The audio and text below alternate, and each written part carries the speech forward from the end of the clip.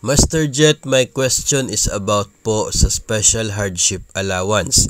Noong April and May po, naka-maternity leave ako. Sino po ang tatanggap ng Special Hardship Allowance? Yung substitute po ba?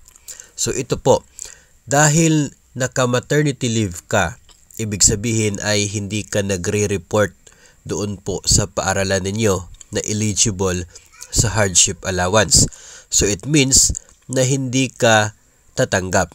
Hindi ka eligible para doon po sa allowance na yan kasi hindi ka nag-report sa paaralan ninyo, doon po sa station. So yung nag-report doon is yung substitute teacher mo. Sa guidelines ng Special Hardship Allowance, DepEd Order No. 39 Series of 2021 na ginagamit pa po hanggang sa ngayon sa bisa po ng bagong DepEd Memorandum.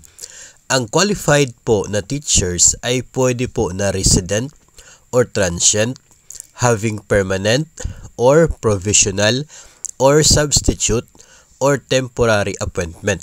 So, ibig sabihin kahit pala substitute teacher, basta nagre-report sa isang paaralan na eligible para sa Special Hardship Allowance, ay magiging eligible din po siya.